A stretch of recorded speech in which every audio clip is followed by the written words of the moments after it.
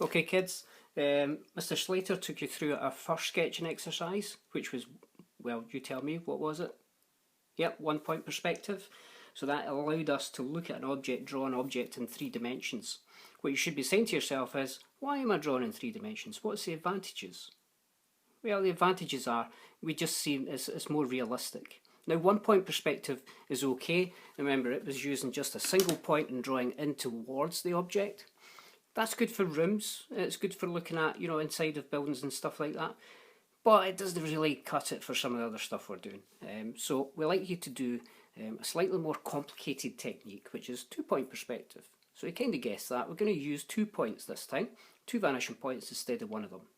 All you'll need is a pencil, piece of paper or card or something to draw on. It doesn't matter if it's lined, and a straight edge. You don't need a ruler. I do have numbers on here, but to be fair, I can use this side here as well, which doesn't have numbers. Don't need a full A4 size. I'm just going to use the A4 so that you can see it. So I'm going to make mine a little bit bigger than what you would have, and then from there we'll be able to take, I'm just going to pop that under there.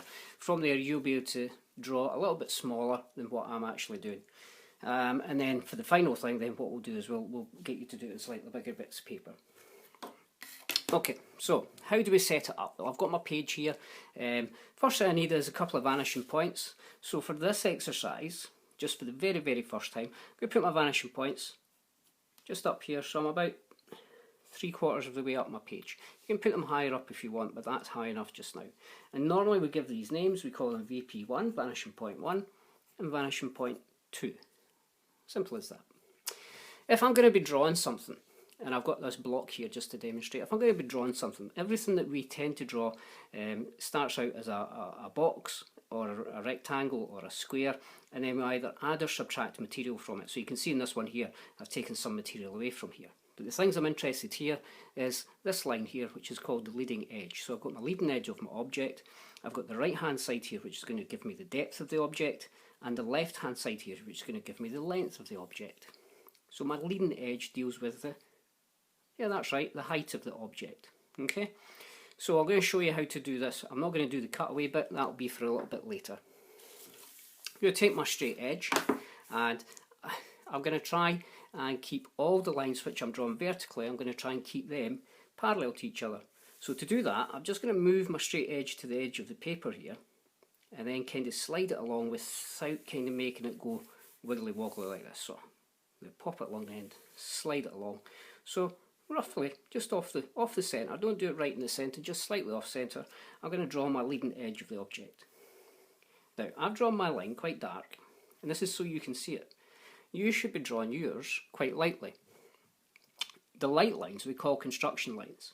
The dark lines we call outlines, and we only darken the lines of the object we want to see. So going back to my block here, the blue line which has been outlined here, this would be my outline of my object. Okay, so here is my leading edge, which gives me the height.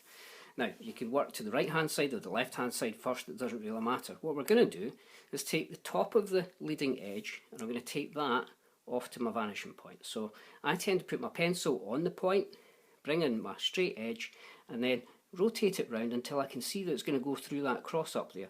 And sometimes I'll just double check and make sure my pencil lines up with it, and then take a line across. Okay, so you can see that there. I'm going to do exactly the same at the bottom of the leading edge as well. So pencil on and rotate, we can go back up again. Okay, so I've got this kind of triangular shape going on.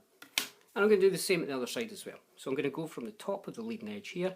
At this time I could start at the vanishing point to get more accurate, slide it round here because then I can see exactly where it reaches the top there. I'm going to try and do this neat and accurate. And a line back to the vanishing point. You can go through the vanishing point, don't have to stop at it. Rotate round to the bottom of the leading edge and back up to the vanishing point.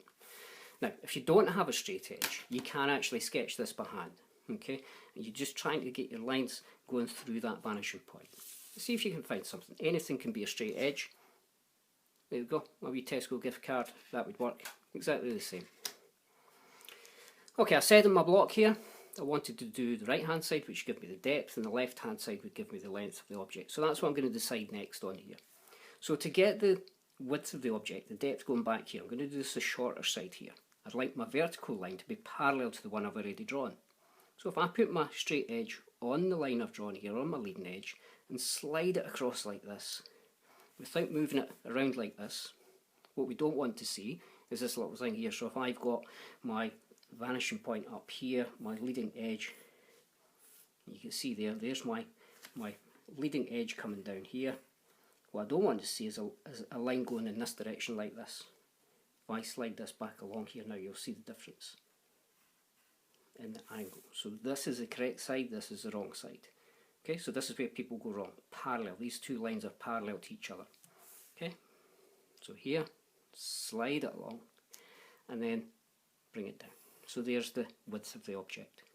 This side here, left hand side, is going to be the length of the object. So again, I'm going to pop this on here, slide it along without wiggling it, and just connect from the top to the bottom, and that now gives me the length. So I've got length, height and depth, the three key things that you do use when we're sketching. It's a bit like standing on a street corner. Some people like to think that, looking down the road, houses or shops that way. That's how some people see it. If I'm thinking it's my house on the street corner, the one thing that's missing at the moment is a roof, isn't it? So I don't have these lines in here. So I know that I'm going to have a line at the front of this box here. So this would be the equivalent of my block here. I've got a line here and a line here, and these two lines have a relationship with each other, as do the front edge here and the back edge here. So I'm missing this edge here, and I'm missing this one here. So I need to replete these somewhere here. And to follow the rules, I'm going to go from the right hand side, and I'm going to go back to vanishing point 1. So again, making sure I'm going through that little vanishing point, and then from the right hand side, I'm going to come from here, and I'm going to go to the left hand edge this time. So left hand edge up to the right one. Now watch this time, I'm not going to draw from up here. I'm going to position it here, and I'm only going to stop here because I know that that edge stops. It doesn't go any further there. And this is a trick that we'll use to try and improve our sketching. So now you can see the three sides. So here's the front, the side and the top of my object. Lines which are vertical should remain vertical with each and parallel with each other. Lines which are going back the way should go back to a vanishing point, unless the object's a funny shape. All my lines, if I put my pencil here, you can just check. If you've got a line which is not going through that vanishing point, they're going in this direction, then it's wrong. And the same when I'm looking in this direction here. These should all match up, all on the vanishing point here. That's a way to check your work. Now that I've done that, Mr. Slater showed you how to use an outline, so the construction lines are drawn nice and light, and you come in with your darker pencil, and you go round the lines which we want to see of the object. You don't have to rub these other ones out. Hopefully we'll get you trained so that your construction lines are so light that you can just see them. If I'm doing this in a classroom with you, I'd be demonstrating how you'd just be able to see those lines and no more. There'd hardly be anything on them. Okay, last two lines in. So I don't need to go through the vanishing point this time, I'm just highlighting over these lines here. Again, trying to keep my work neat and tidy. So that's the first one that we've actually got. Okay, that's how to do it. You can watch through that at your own pace. Stop, pause, draw at your pace. Okay, next thing involves is a task I want you to do. So the task involves a slightly different scenario where I'm going to put my two vanishing points more to the middle of the page, here and here. And you can number them up again. You can call them VP1, VP2, or 1 and 2, or if you're quite good you can leave them off. I'm going to do the first one here again. So I'm kind of over to the right hand side of the page this time. I'm not going to make it a big box, make it a little box. So there's my leading edge, my vertical edge. The rules were, lines now go back to vanishing point. So the top of the leading edge, back to vanishing point 1. Bottom, back to vanishing point 1. Okay, and again, bottom, back to vanishing point 2. Top, back to vanishing point 2. Now what I hope to do, as we get better at this, we're going to start dropping some lines off, and I'll show you the next two lines. So again, I'm going to use my vertical leading edge here. I'm going to have a little narrow box, so this time I'm only going to go here. So there's one parallel line. I'm going to go from here, and I'm going to go my second parallel line to here. So there's the two sides of the box. I've just now got the top to do again. So the top, left hand side, goes to the right hand vanishing point, right hand side, left hand vanishing point. But watch what I'm going to do. pencil on here, line it up with my vanishing point. I'm only going to take it back to here. I know it goes up there, but I know the box finishes here. Same at this side here. I showed you this last time. Pencil on. I only want to go as far back as I really have to. So I start dropping my lines off. So there's my little box there, and I can then line this in.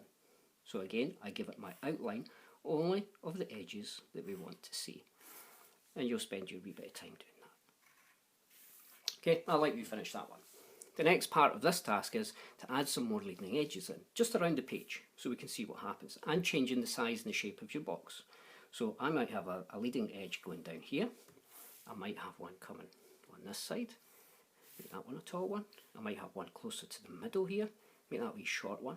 And I might actually have one kind of round about the middle line here as well. So I've got 1, 2, 3, 4. I just want to fill the page. You can fill it with as many as you want. Now, if we do all of these with all the lines, it will get kind of complicated. So here's where I'm hoping that you use what I've shown you. I'm going to do this one here because it kind of goes to right in the middle and it's easier to see. So this time I know that the top and the bottom, although I'm above the vanishing point this time, the rules are the same. Top and the bottom go back to the vanishing point. So the bottom goes back to vanishing point 2. The top goes back to vanishing point 2. Okay, so I've drawn that line in. I'm not going to draw any more of these lines. Watch what I'm going to do. So there's the top of the leading edge there. I'm on vanishing point 2. I'm only going to draw it back as far as I want my box to be, the size of it. Same at this side here. So the top and bottom go back to vanishing point 1. Okay, I want a big long flat box. I'm only going to draw it as far as I think that the length of the box is. That's all I'm going to do. It just tidies up a little bit. From there, I'm going to add in my corners, my edges. So here's my vertical line. So again, I come across to where I drew this, and I draw one down. Come across to the edge of this one. So again, look, I'm still doing this sliding method here, and I do this down. Okay. And the last thing is I'm going to connect the bottom of this. So as you're doing this, it should start sinking in here. When we do design, we use this technique for sketching objects. When we do graphics, we use this technique for drawing different parts of an object. And also, when we're doing any of our courses, even our practical woodwork course, we still use this technique to show what an object looks like, because it's good to be able to sketch and demonstrate something. A picture is worth 1,000 words. And even if you don't take our subjects, it's good to know, because then you'll be impressed that other subject matters with what you've been taught. Okay, let's finish off. So you notice now I'm above my vanishing points. Yeah, this time I'm not going to see the top of the box, I'm going to see the bottom of the box. So when I'm below the vanishing point, I see the top of the box. When I'm above the vanishing points drawn, I see underneath it, and it's a good way of sketching things which you want to show in different ways. So again, the rules are, so the left hand side goes to the right hand vanishing point, and again, I'm only going to draw it down so far. The right hand side here goes back to the left vanishing point, and again, you can see there where the two lines now end up crossing. I don't need this one here, but I've done it nice and lightly. And again, I come back in and I'm just going to outline the lines which I want. There you go. So that is 2-point perspective sketching of basic boxes. What I'm going to do, I'm going to add an extra little video in, which is going to show you some additional stuff. If you want to take this a little bit further, before we hit the next topic on this sketching episode, then watch what I've got, and you can do a wee bit of repeat, and it'll give you something a little bit extra to play around with. 2-point perspective, 2 vanishing points, above or below the 2 vanishing points here, you add in your number of different leading edges, and you give us a little representation. A bit similar to what you did with your 1-point perspective, but this time you can see the difference, and then you decide which one looks better.